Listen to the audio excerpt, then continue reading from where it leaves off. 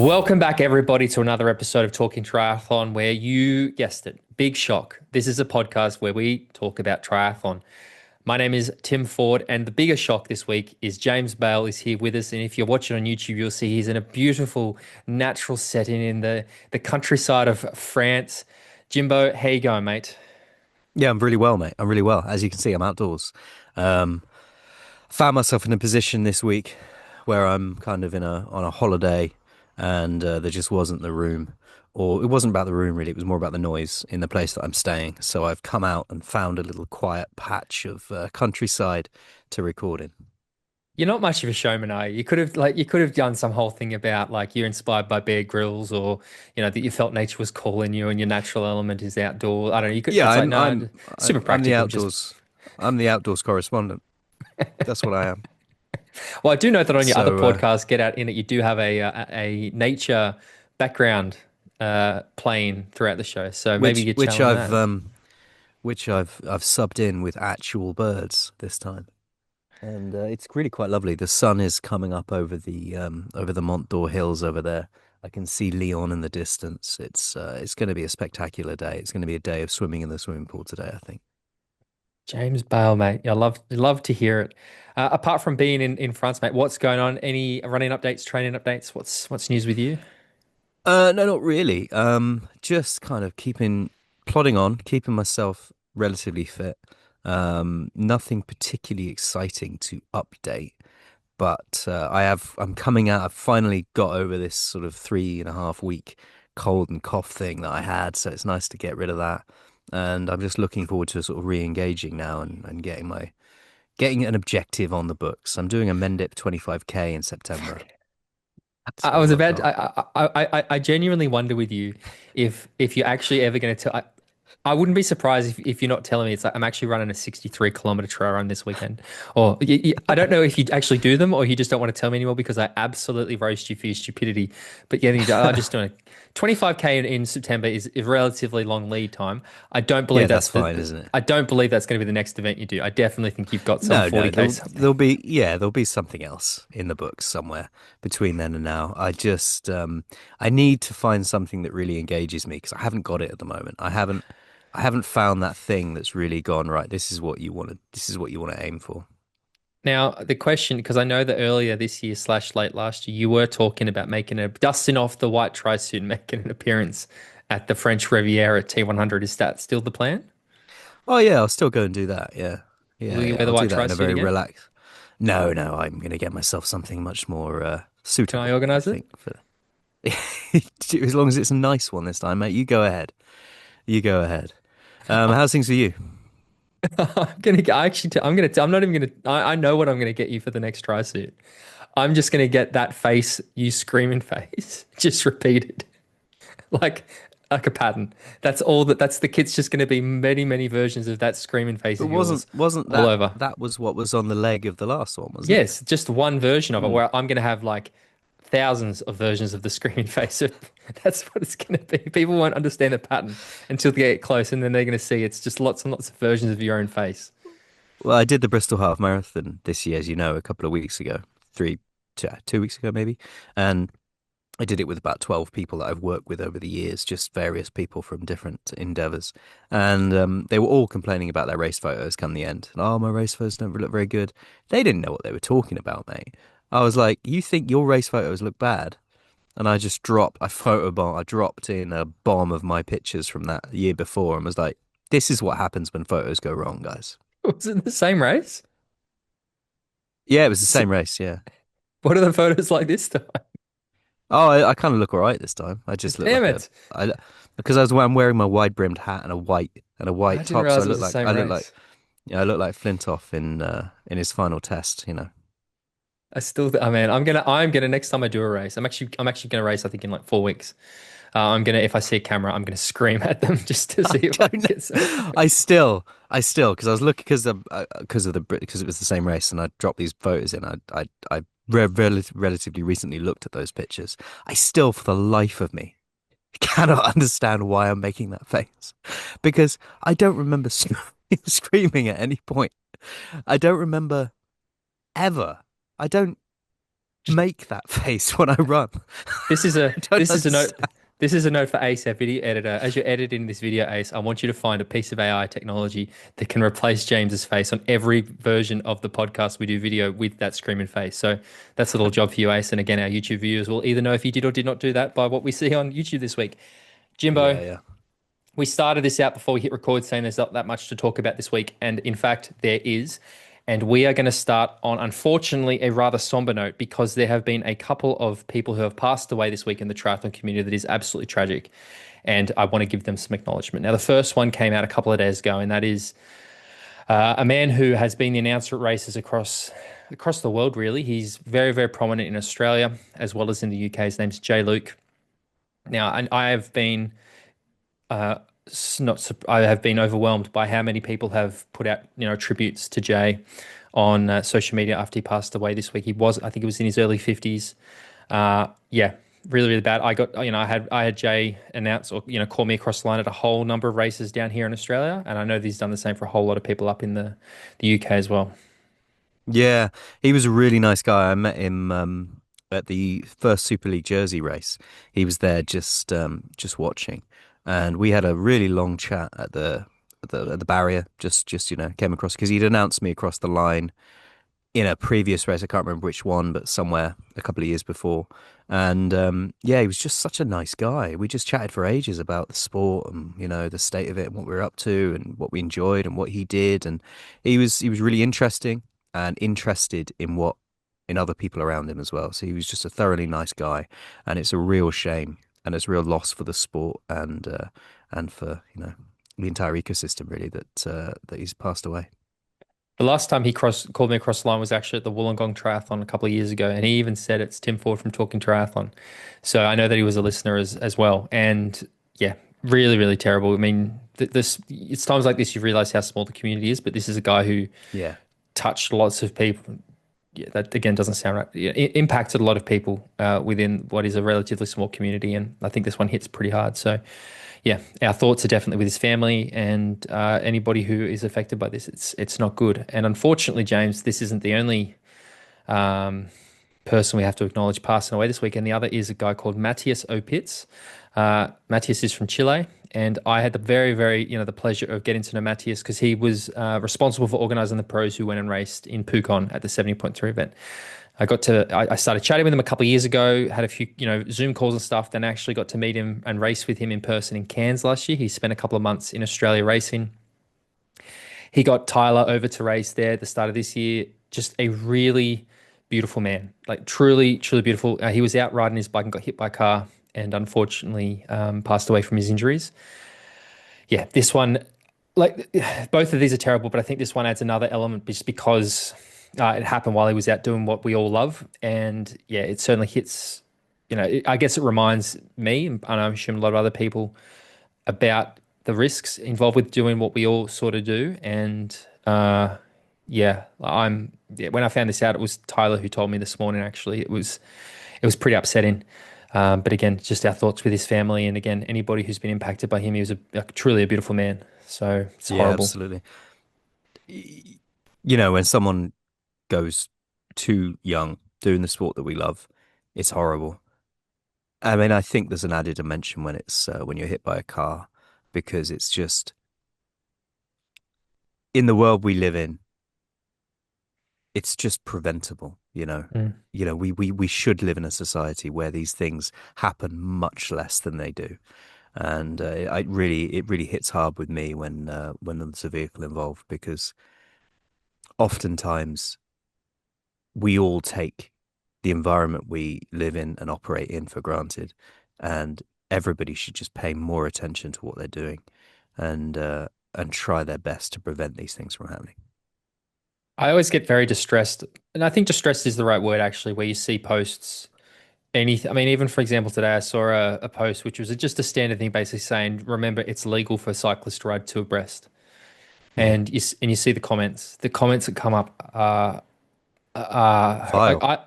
and I will literally just go anybody who I just block them now. I just can't. Yeah, I can't. And the thing that always scares and upsets me as well about, and I don't want to go on about this too much, but it's this idea that they kind of like if you get it, good.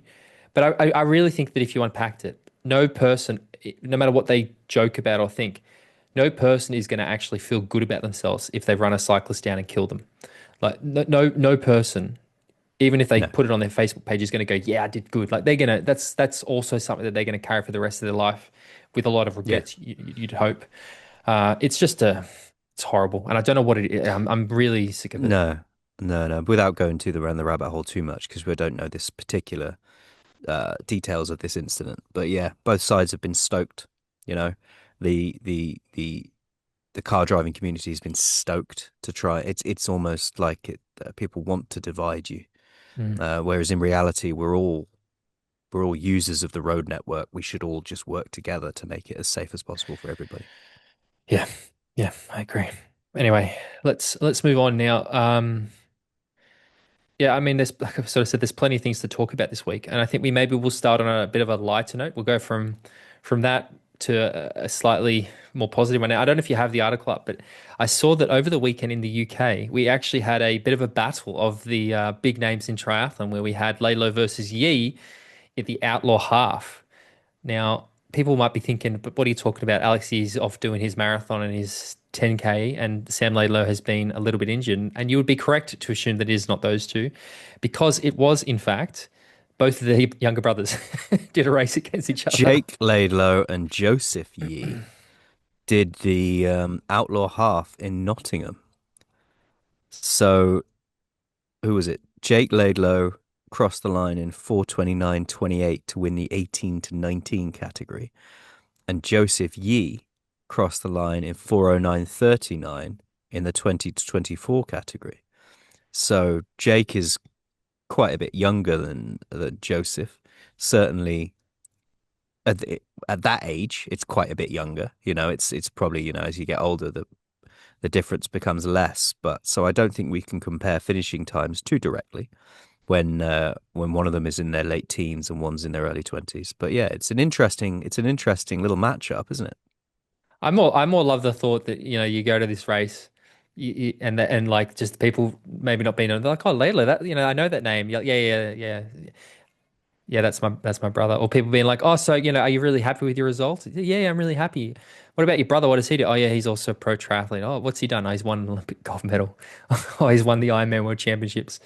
Pretty hard shoes to fill. But no, good to see that there's the next generations of Yees and Laidlows are coming through. Again, I just thought it was a cool little factoid that we've got some because again, like Alex here, right? And I actually realized this because a listener put this on one of our YouTube videos. He got into triathlon because his dad was a triathlete, and again, it's good to see that it's not just running in the Yee family; it's triathlon runs in the Yee family. So Yeah, yeah, yeah, good stuff. love it.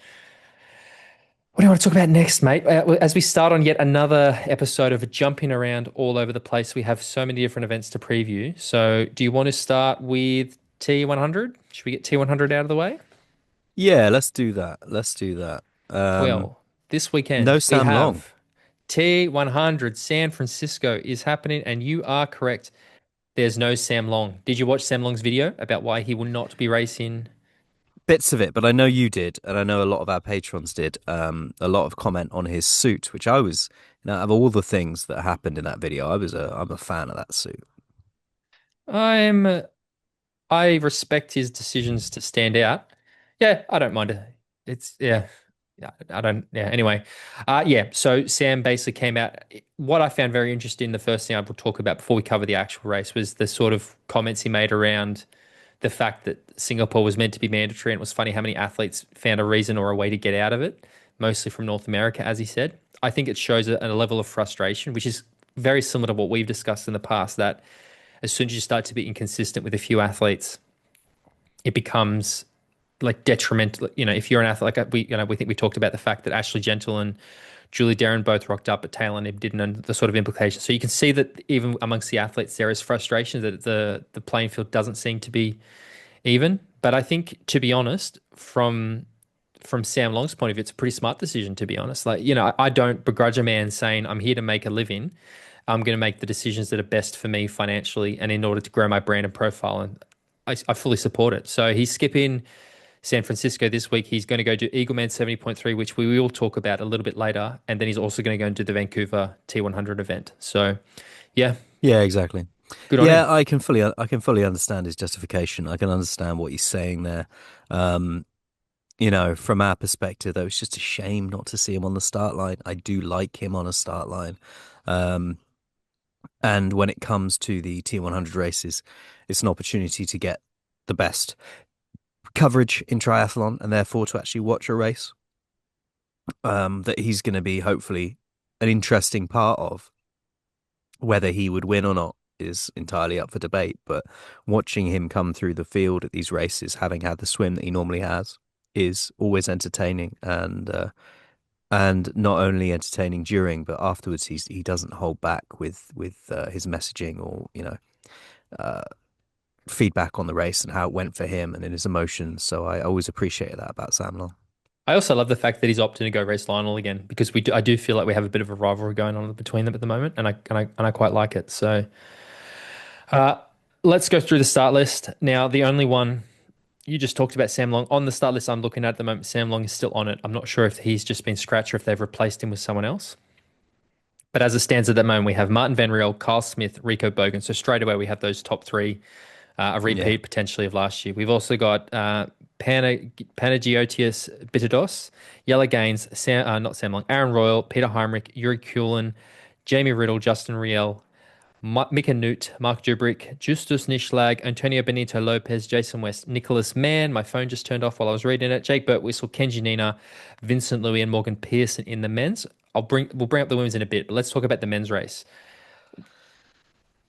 I mean, the most obvious thing is that like you say, we've got that repeat of the three-way sprint that we saw last year, which is, in my opinion, one of the most exciting finishes of any triathlon I've ever seen. Um, Watching those three guys sprint down that finishing line was truly astounding, and not knowing not knowing who'd won until they managed to do a photo replay or a slow motion replay, or they when they crossed the line, was really quite captivating. Now, unlikely we'll see a complete repeat of that, but all three of those athletes are going into this race with it in their heads that they can win this, and we're going to see them trying their best to, I think. I think looking at this start list, the thing that really stands out at me, which is kind of funny, is the swim power in this field because you've got the addition of athletes Aaron Royal, Jamie Riddle, Jake Birtwistle, Kenji Nina, Mark Dubrick. Yeah, And if it's anything like last year, the swim was basically irrelevant considering how strong the tide was. Remember, this was that race where they were like swimming like 19 absolutely. minutes or Yeah, something. you could see it as they were standing on the ferry. You could see it moving past them at speed, and it just carried them down the river, didn't it? So it will be interesting to see, I suppose, how the dynamics change this year compared to last year. Again, some different names. We had Magnus Ditlev that was sort of, making his presence felt on the bike. He didn't get to the front, but he was sort of in or around at different points. As we said, there's no Sam Long running through the field as well. So in terms of the men's race, sort of how do you see things happening? Who are the people that you think we should be watching for? I mean, I forgot Vincent Louis when we're talking about the swim. I should definitely talk about Vince, but yeah, what are you expecting? Who are your ones to watch and things like that? Well, I mean, the top three that I've just mentioned, obviously, are there to I think will be an interesting athlete to watch in this race. I think he'll coming into this with something to prove, having not had the result he's wanted so far Say yellow gains, you said, after because you his. froze. Yeah, I said Yellow Gaines. Yeah, Yep, yep, cool. yeah. I think he'd be an interesting athlete to watch in this one. I think he'll have something to prove. I wonder whether Vince Louis will have everybody's names uh, all over him again. I hope so. So do I. I hope he's not lost that energy just because he got a bit of a kick in the last time around. I hope that he's still up for the fight and bringing his A game. I actually think Vincent Lowe is one that we should watch this week just because I think he's going to come into this with a point to prove. Because do not look at what happened in Singapore as an indicator of the level of quality that Vincent Louis is. Vincent Louis is an extremely strong athlete, and I think that he's going to do quite well in this race. I mean, look, he showed a real weakness on the bike in Singapore. This is probably a tougher bike course. It's not as hot, but there's a lot of climbing. I don't know. I think that Vince is going to come into this with a point to prove. The other athlete that I think we're going to see some real fireworks from, and because of the distance, I think could potentially hang on and be quite threatening is Jamie Riddle. I really feel like Jamie is because he's young and he's got this, he's just, and I don't mean this as a negative, Jamie, because I know you listen, mate.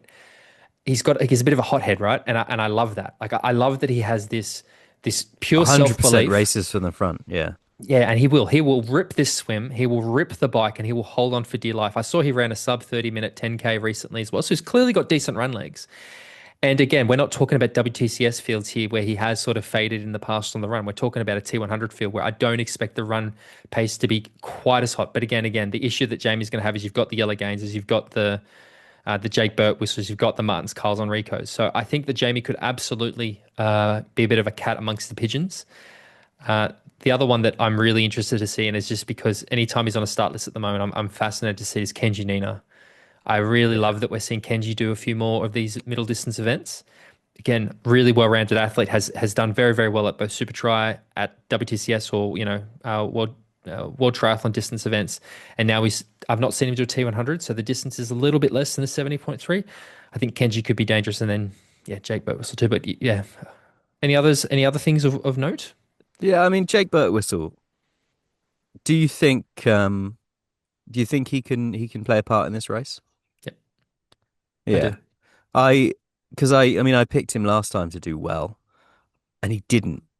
And I just don't know where he's at the moment. I don't really know where he's kind of have you got any sort of local insight into where he is in his head at the moment? Mate, I feel like this is a permanent state of existence with us discussing Jake Birtwistle on this podcast. Yeah, yeah, I exactly. still remember, what was it, probably 5 years ago we interviewed him and we both got off and we're like, does he hate triathlon? Like Yeah. Yeah, yeah. That's kind of what I mean. Without saying it. It's like he seems to be someone who can do well despite not seeming to enjoy the process or the sport very much. what I'll say is he's from Tasmania, and I think that if you look at the layout of this course, it is a kind of, it's kind of a Tasmanian course. Tasmania is very hilly. It's a bit colder. So I think that it's going to be conditions that Jake Birtwistle is used to. And I think that his performance against Yellow Gaines in Geelong, where he, ran almost as quick as Yellow and was only a few moments behind him, indicates that when he's on, he's on. It's just a case of if he's on or not. I definitely believe we could see him feature. I mean, there's not many names on this list I don't think will feature, which is exciting. And then the person that I've not spoken about at all yet, and is also one of the ones that I'm so keen to see how they do, is Morgan Pearson. The American, Yeah. we Yeah, know yeah. how good a runner he is. He is also so inconsistent. And I just think that we've not really seen him up at this distance. I believe he did a 70.3 last year, I think, off the top of my head. But again, it's a little bit shorter. 18K is not 21. It's an 80K bike, not a 90K. If his swim is on, he can either be a front pack or he can be miles behind. I think we could be seeing Morgan do some damage. So it's Yeah. pretty interesting to see. Yeah, totally. I mean, if the swim is negated as it was last year, then we really could see Morgan come into his own and have a really solid race with the run that he's got. It'll be it'd be interesting to find out. I mean, I'm not a huge fan of races where the swim is completely negated because of outside conditions. I like to see athletes play to their strengths, and if they're a really good swimmer, use that. If they're a really poor swimmer, then deal with that. I'm Mm. not a huge fan of the idea of it just being like a wild ride down a river where drop me and you in there and we could probably hang on because everyone's going the same speed. Well, It ain't you did keep up with Javier Gomez that one time, so clearly you would. for 100 meters. Yeah, absolutely. And If it if was you had 100 Richard meters, Varga's Gomez would be wetsuit, done. as well, you'd be unbeatable, mate. Just imagine it. Just imagine it. Just imagine that combination. It's unfortunate how easily I do. I think is probably slightly concerning. But we spoke about the swim power, but the other thing is there's a lot of run power in this race because looking through the runners, Marten Van Riel, Carl Smith, Rico Bogen, Bidados ran so quickly at that 70.3 he won the other day. Uh, Yuri Coolin can run really well. Jamie Riddle, as I said, ran a sub 30 the other day. But then you've got, Nish Lake can run really well. Jason West, Jake Birtwistle, Ken Janino, Vincent Louis, Morgan Pearson. The run could be real fire here. Yeah, it would be very fascinating to see. I'm fascinated by this men's race. Do you want to pick a podium? Yeah. Okay. Um, third Third place place. for you. Go on. Third place for me is going to be. Oh, yeah, you've got me on the spot now. Third place for me is going to be. I'm going to go Bididos. Bidados. Interesting. Okay. Third place for me. Yellow Games. Okay. Okay. Interesting. Second place. Go on. Second place. Now, my brain is screaming at me to choose Jake Birtwistle, but I can't do it. Okay. I I just don't feel like he's. I'm making an assessment and feeling like he's not in the right place.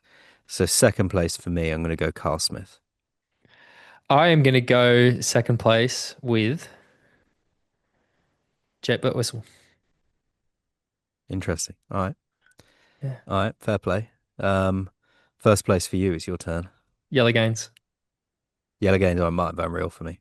Yeah, cool. I should have picked mine. I'm Yeah. okay. I have to be a bit different. I just feel Bididos has that momentum we've spoken a lot about on the show. That run really impressed me a few weeks ago. I believe we will see. I hope we will see a bigger group this time. One of the frustrations I have with this T100 racing is the gaps get so big. Mm. Because that swim is going to be relatively negated, I would expect them to mostly come out of the water as one big group. We'll then see what happens on the bike. I expect it will probably break up a bit, but hopefully not too much. And then we'll just have an old-fashioned run battle. And I think somebody like Bididos could, you know, do some damage. I think Yellow Gains though Let's is, hope so. yeah. I think this could be a really good race. So it's going to be interesting. Yeah, yeah. The On women. the women's side, mate. Give me one Do you want second. to? Yeah, I'm just taking a time note. We are going to see the following athletes. We have Taylor Knibb, Ash Gentle, Julie Darren, Victoria Lopez, Holly Lawrence, Lucy Byron, Megan McDonald, Hannah DeVeet, Annie Sophie Pierre, Paula Finlay, Kate Gillespie Jones, Daniela Kleiser, Katie Kivjova, Lisa Beckeras, Cecilia Perez, Marta Sanchez, Grace Steck, Taylor Spivey, Dee Dee Diedrichs, Kate Woff, Jessica Lemont. Now, the biggest thing about this race is obviously going to be Nib versus Kate Woff. Kate coming into that previous race and it being her first T100 and doing quite as well as she did, winning it off the bat, leaves all of us in this environment going, right, okay, finally we got somebody that can take the race to Taylor Knibb. So that for me is the headline. But then there Mhm. are some other interesting points in this race. I want to see how Jess Learmonth does, having having had the race she had last time, where she, was right there up and there in the front pack on the swim, and then just didn't hold it on the run, despite having a solid enough bike. Bit of an injury, I think. She bit of a calf problem, maybe. I think I remember that. Um, I think Jess is one of the best athletes out there. So hopefully, if she's got on top of that, we'll see her come into this race and be able to dictate terms a little bit more. We know that she is strong enough swimmer to be in that front pack, so she's going to be there or thereabouts. And I think we could see a place where there are a group of women in this race who stick with Taylor Knibb on the bike, and she doesn't just disappear off into the distance. Yeah, I believe you are probably on the money a little bit. I feel like I spoke about Jamie Riddle being the cat amongst the pigeons in the men's race, and I think Jess Lemont is going to be that same thing in the women's race.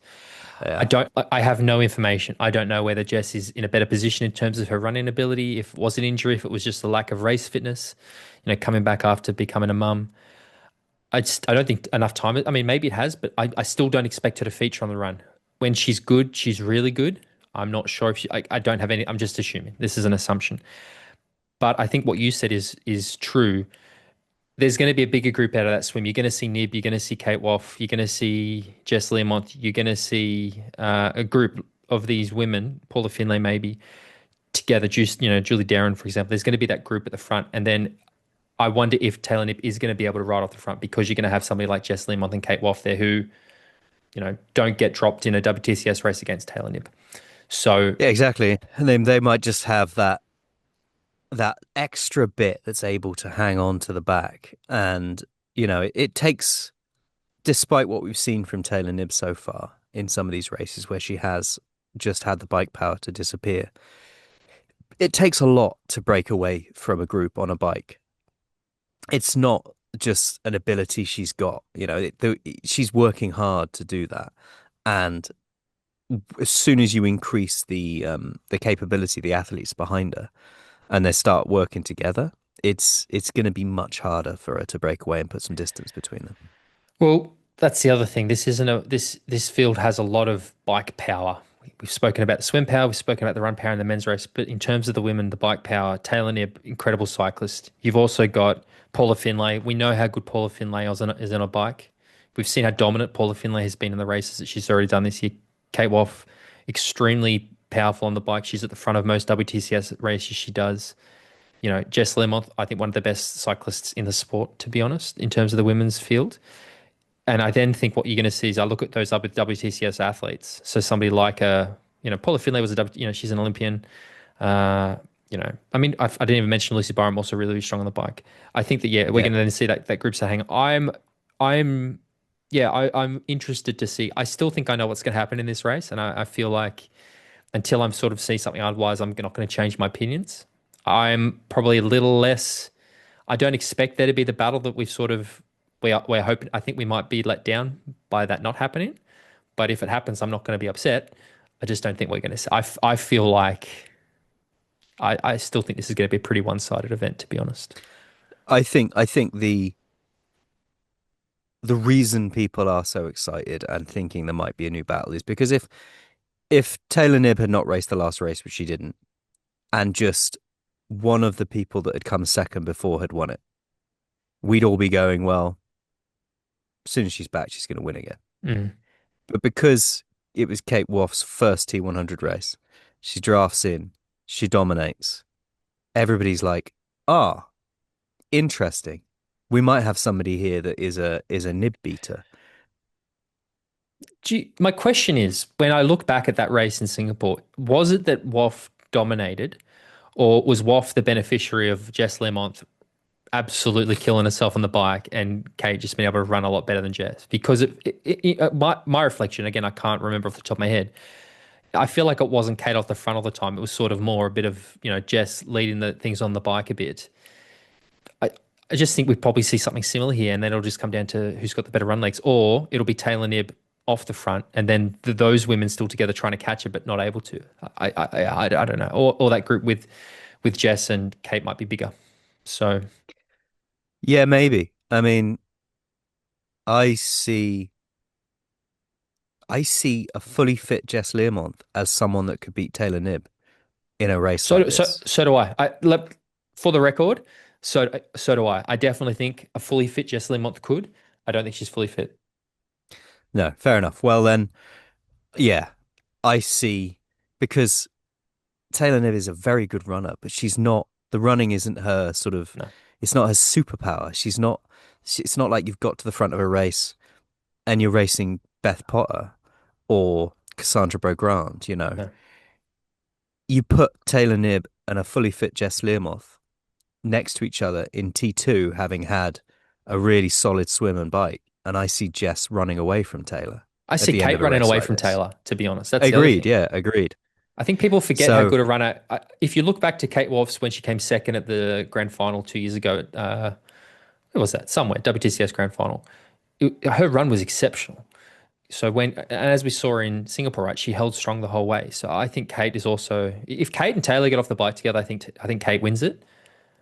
I think Taylor knows that too and ain't going to let it happen. That's kind of my headspace a little bit. third place then, mate. Third place for me. God, hang on, my phone just turned off again. Before we do picks, I just also want to talk about Holly Lawrence. Seeing Holly Lawrence come back after becoming a mum. I like Yeah, to see it's Holly cool. Lawrence on start list. Yeah, So hope she does really, really well. yeah, And yeah. Hannah DeVeet, who Super won cool. last weekend. Third place for me is going to be Julie Darren. Interesting. Okay. Third place for me is going to be Taylor Knibb, Wow. rounding Okay. off the podium. Fascinating. Second place then for you.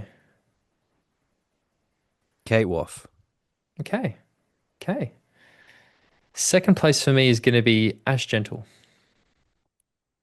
Cool, cool. That's a good choice. We haven't really mentioned Ash in No. this one. It's almost like she's faded from our minds a little bit, but yeah, absolutely can see that.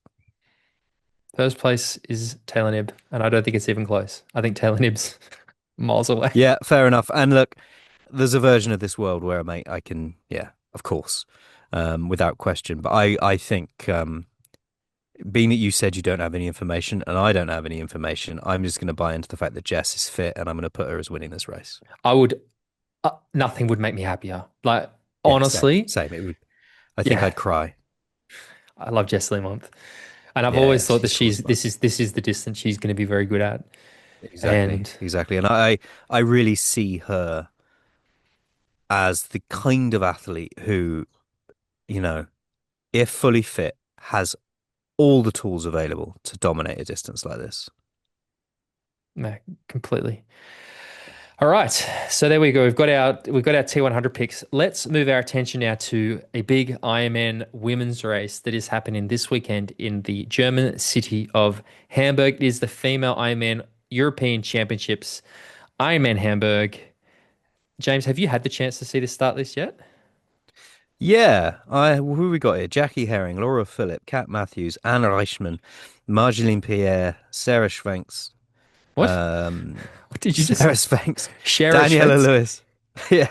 Uh, who else we got? Steph Marjolaine de Clutterbuck, Beer, Els Visser. Steph Clutterbuck. Yeah. So and many other names as well. But it's fairly stacked at the top there, isn't it? It's a good start list. It's a good start list. I believe this is the best female pro start list we've seen so far this year. Uh, I believe there's pretty obvious who the two main people to talk about in this race are, but I don't think that they're going to be. I don't believe we're only going to see those two featured. There's some serious power in this field. Yeah, Laura Philipp versus Kat Matthews. Yeah. Yeah, exactly. It's kind of, those are the two names that stick out, and it's the kind of race that we love to see. I hope they're both firing on top form because I want to see it go down to the wire with these two. Yeah, I believe there's a few factors. So we saw Laura Philipp win the Ironman 70.3 Kratchgau, whatever it's called, last weekend in Germany. I don't actually know that much. It seemed to be a very German race, so I don't know that much about that event. But we've also seen Kat Matthews already do an Ironman this year in Texas and do it exceptionally well. Absolutely. I suppose the fascination is around Kat's second Ironman, so you'd assume she's probably raced into a bit of form, or has she backed off a little bit? I feel like if she's going to get her two Ironmans done with enough time for Kona, this would be a really good way of doing it. And I have complete faith in Kat Matthews' ability to plan a season after what she did last year. I believe we're going to see Kat Matthews coming into this absolutely firing. I just also think Laura Philipp, we've seen her go to this race. I still remember the day that Kat went sub 8 in Germany in 2022. This was the event, I believe, that Laura Philipp nearly broke the Ironman world record at the time, like the same day. So, yeah, we saw how dominant Laura was in Nice last year over Kat. Like, absolutely Yeah. destroyed the field. Is that going to be a factor? Is that going to be something that Kat wants to prove a point against? Is it something that Laura remembers? There's that. We also haven't seen Laura do an Ironman since then. So again, It's the fascinating. this is the I think one of the I know that things are changing and we're going back to Kona, but this is one of the really interesting things about the Nice Kona split, isn't it? Because it allows an athlete like Kat Matthews to lose in Nice and for it not to get into her head too much because she Mm. knows this year's World Championship is going to be in Kona, and it's an entirely different kind of setup, different kind of race, and she knows she can handle Kona. So it's I love that about the split. I know things are going back to normal, but it's just an interesting dynamic there.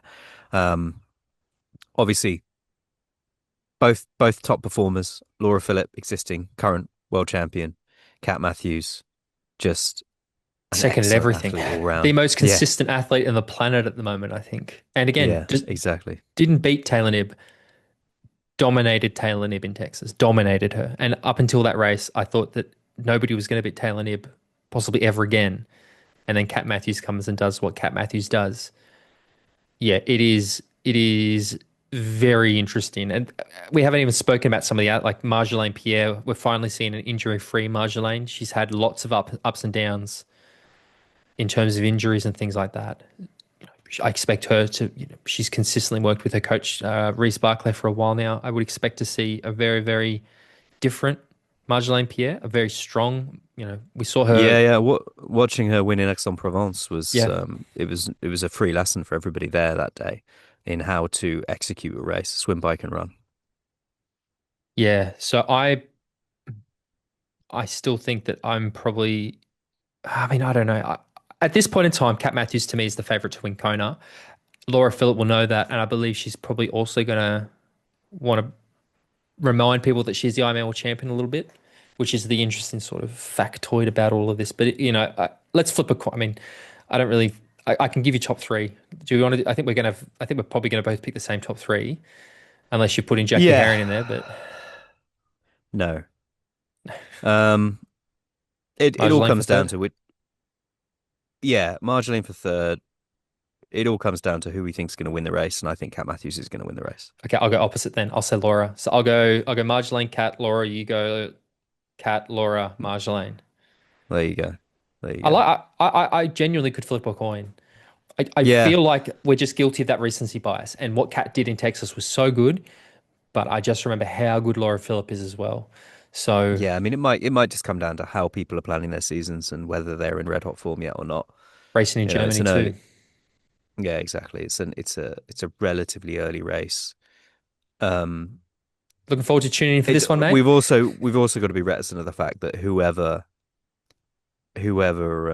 wins this, it's not really an indicator for what's going to come later in the year because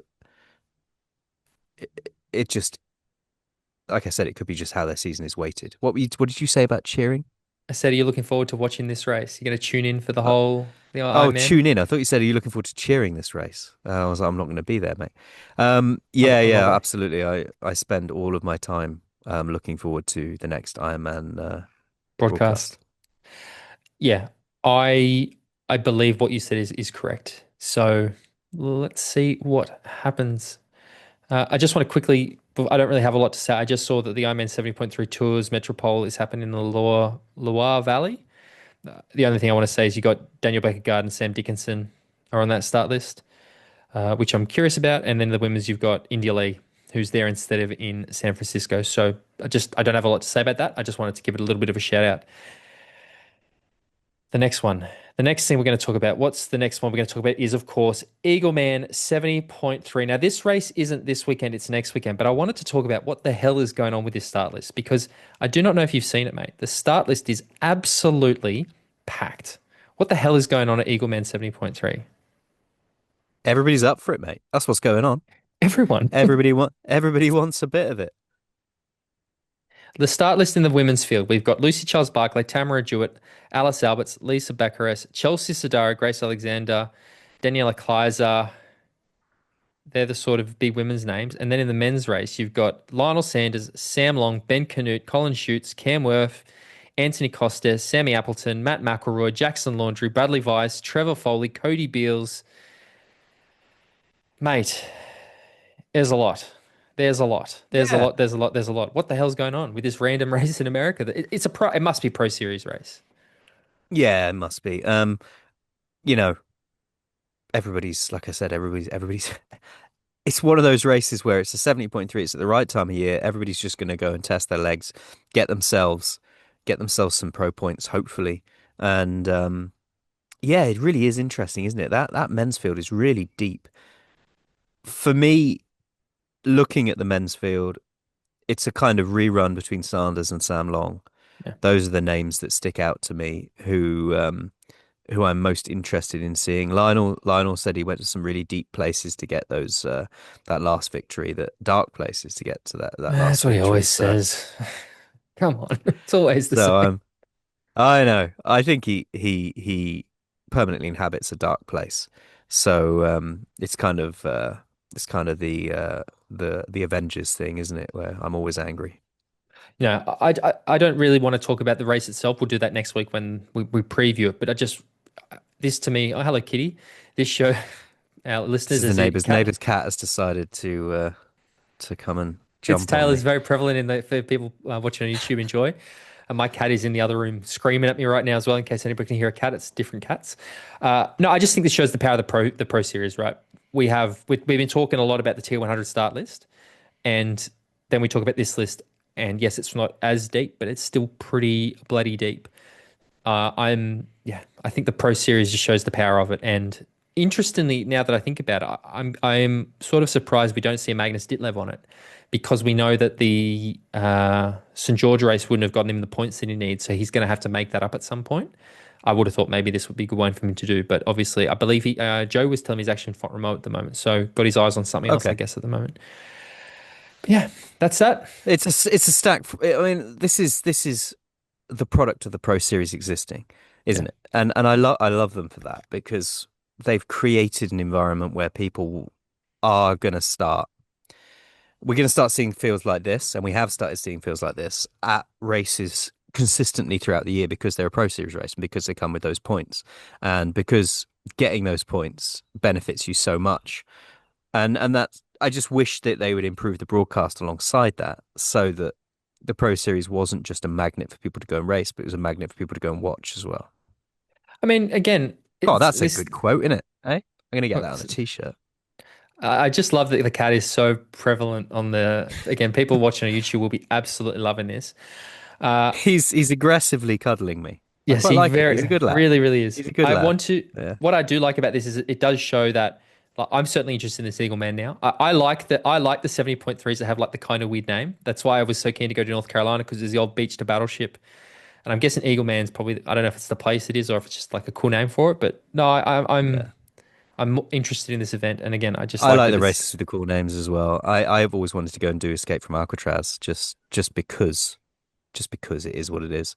But it may not exist for much longer because it's going to become a fully functioning prison again, isn't it? According to Anyway, the Emperor of Mankind. we'll move that. We'll move away from that. No political discussions on this podcast. The Yeah. final thing to talk about this week is WTCS racing is back, and this time it is in Italy. Whereabouts in Italy is it, James? Can you did such a good job of the pronunciation last week? Can you tell us I where it haven't is got it this in I haven't got it in front of me. How's it spelt? Alghero? Alghero? Alghero? Alghero. I'll, oh yeah, let's just Alghero. call it that. The great thing about Italian, which is why it's an easier language than French, is it tends to just be sort of said as it's spelt with a slightly singy voice. Whereas No, French stitches you no. right up. So does Italian. Like the CH isn't the ch, it's the k, and then the CI is the ch. There's all sorts, and then it's the masculine, feminine, and yeah. Anyway, this isn't an Italian lesson. Let's look at the start lists for WTCS Alghero. We got Matty Hauser, Vasco Vilaca, Miguel Hidalgo, Ricardo Batista, Max Stapley, Leo Berger, Dorian Connix, Tyler Mislachuk, Charles Paquette, Adrian Brifford, Songo Lemon, Sebastian Wernerson, and then Luke Willian, Chase McQueen, Hugo Milner, Taylor Reid. Any other names that Jonas Schomburg is making a step back to WTCS. Brennan Copeland is back on a start list. And Callum McCluskey. Any other names? Emil Holm, friend of the podcast. Emil is on the start list. So is Seth Ryder. What do you think about the men's start list in WTCS Alghero? Yeah, I think it's cool. We'll start to see who's on form as we get more and more races. I'm always intrigued to see how Tyler gets on after his, in my opinion, quite surprisingly high price finish in his previous race. I was really pleased to see that, but I was surprised by it. Um, it's just the biggest thing for me in the WTCS at the moment is the Hayden Wild shape hole that we've seen because he doesn't seem It's to be. He's obviously getting over his injury. I saw a video he did with Brad Beer, and the brutality of what he suffered is unreal. See, while you were speaking, the thought that was going through my mind is how big a hole Hayden Wild and Alexi leave in this start Yeah, list. absolutely. Both for different reasons. But yeah, that is that is the kind of the catalyst for my lack of enthusiasm a little bit is that those two were the form players and not seeing them on the start list is a shame. The only thing that I'll say that yes, because you're right, but I also do like the fact that it opens things. Although to be honest, I think it's going to be a probably two horse race again, similar to a lot of the other races we've spoken about. But it does again sort of open up the what if scenarios. Maybe this is the race that Jonas Schomburg holds on. Although I would expect that after going and racing Ironmans and 70.3s, he's probably not going to quite have the same sharpness that he's had in the past. But you know, a Hugo Milner, right? A Hugo Milner, this could finally be when there's not going to be so much power at the front. There's not going to be so many people driving the front of the race. Maybe we'll finally see Hugo Milner get off with a close enough gap that he can run through and do something. You know, these are the scenarios that we could potentially see happen here. But I mean, I look at this and there's some great names, but it really is just like without those two boys, it's it's not. Again, I feel like short course is in this very weird spot at the moment. And again, we're going to talk about it later. Like I'm looking at Super Tri later this year.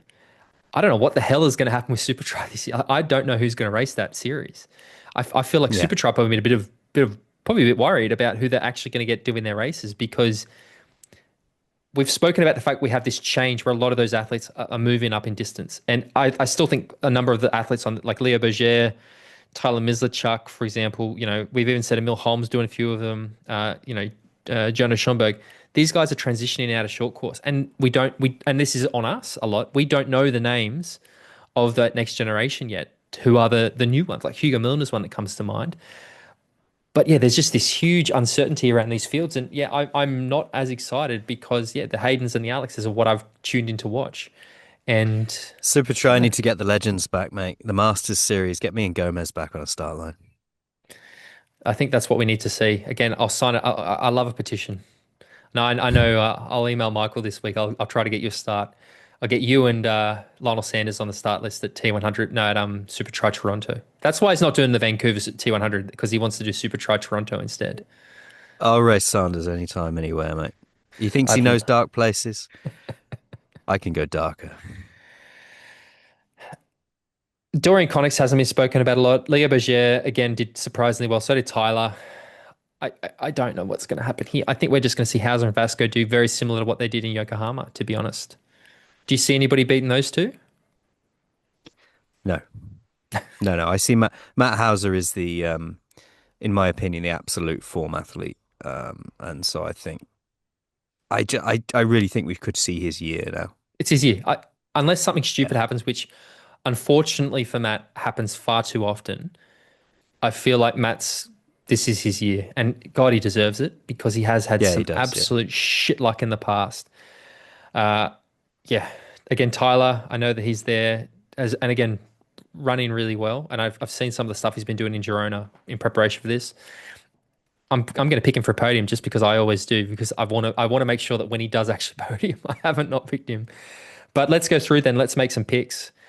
Who's your third place in the men's race?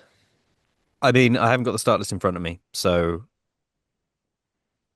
Say it and I'll tell you if they're Tyler, on or not. Tyler is my Tyler. third. I'm picking Tyler for Yeah, third as well. Second place. I think we're probably going to have the same ones here. yeah, I think we are. Yeah, you go second first. Vasco Vilaca. Yeah, same, and then Hauser for the win. How's it? Yeah, We're so interesting, aren't we?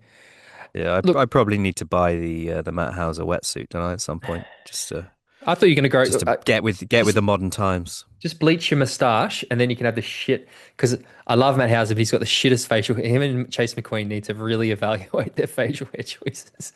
Because yeah, Matty Hauser's Yeah, little I shitty could have quite a nice moustache. contrast beard. I could just have a bleached moustache and then a black beard. I I think love that. that I would love that for you, that would James. yeah, that would suit me. In fact, I now require that when you race the French Riviera T100 event. It's a requirement Easy, that you mate. have done. I'll The bleach it myself.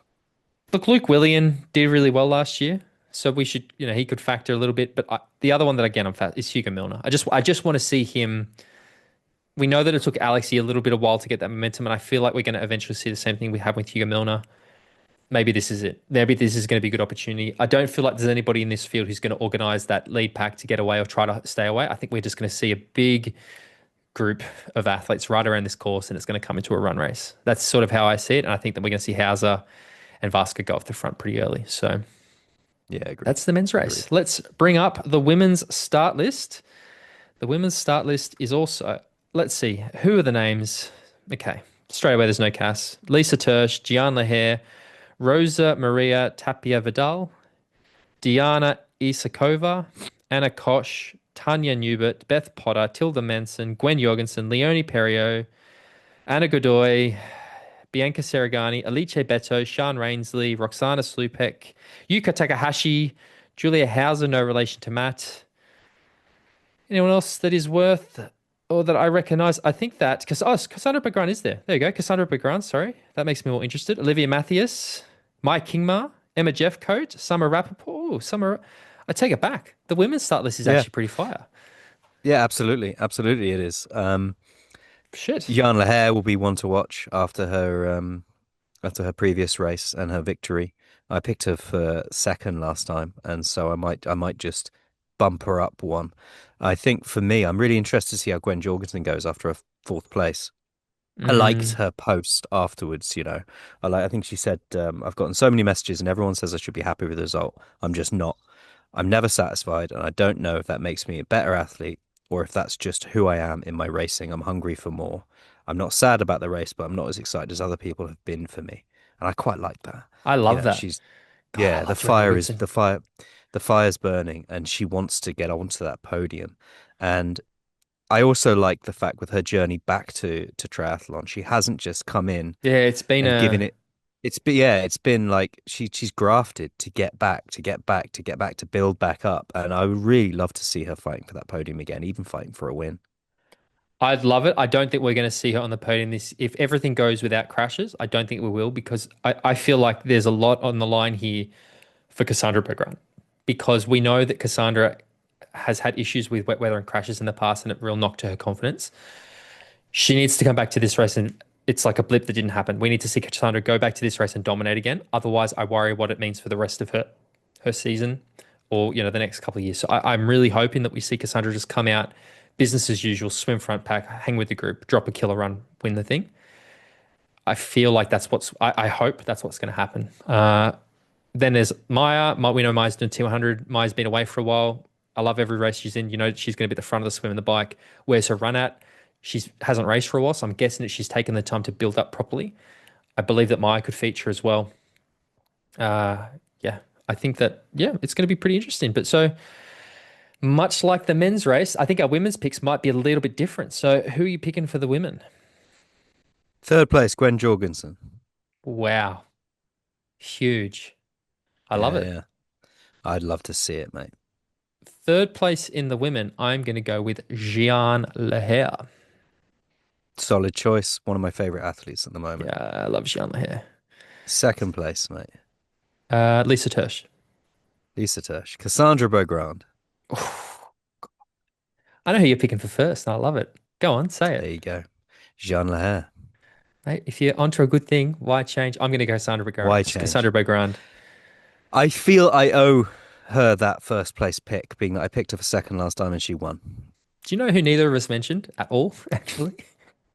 Is Beth Potter. Yeah, I know, and that's a conscious choice for the moment. Yeah, It okay. wasn't because I'd forgotten her. I had. She has every chance of winning this race as any of the other three that I've picked. I don't mean that. I just don't think she's going to. It'll be fascinating to see. Again, Beth has been in that sort of not really sure what she's doing, but she hasn't. It's not like she's gone and done what Alex has done, or run a marathon, or she hasn't taken a T100 contract. So on paper, you'd assume she's committed to the WTCS series. Yeah, she's an Olympic medalist, like absolutely somebody that should be thought about any time she races. But I know for me, I just think that there's a lot running on the line for Cassandra Beaugrand, and I think that she has matured so much as an athlete in the last few years that we're going to see her do it. I hope she does it because I don't want to see her go back to being a bit inconsistent. Because I love post gold medal Cassandra Beaugrand. It's great. Do it. Do it. Just do it. Jimbo, we have just done it. It is time to tell the people if they want to find out other things about Talking Triathlon, tell them where do they need to go? Yeah, if you want to find out more, head to He's doing, what are you doing? Where's your notes? head to. I haven't got my notes in front of me. Hang on, hang on. If you want to find Here out we go. more, If you want to support the show, jump on at patreon.com/, talking triathlon. If you want to follow Tim, it's at T14 on Instagram, and I'm at bale.james85 on Insta. We are on Instagram as at talking triathlon, and if you join the Patreon group, you get access to the monthly bonus episode and the social group. We'll put you in the WhatsApp group, which is awesome and continually entertaining and fills my days with triathlon news and conversation. If you're not in the Patreon group and you want to converse, leave a comment on the YouTube channel. That's the best way to do it. I had a thought today because we are due for a bonus episode, so we're going to record that next week. I had a thought what we will do on our bonus episode this month. And what I want to discuss with you is I want us to sort of do like a draft around Super Try this year because I've been having those conversations regarding Super Try this season and it's a bit grim. I think it could be a really interesting sort of who is in, who's out, what's it going to look like. So I think we'll probably do a bit of a chat around Super Try on the next bonus episode, which I think will be a lot of fun. Guys, as James said, head to YouTube. Again, I learn stuff on there a lot of the time too. Really appreciate the conversations on there. Yeah, thank you to our new patrons. We had a few new people join lately, so it's really, really good. The WhatsApp group is great with all these racing. It's a good spot to check everything out. But guys, thank you so much for listening. James Bale, thank you so much for talking triathlon with me. I'll talk to you next week. Cheerio.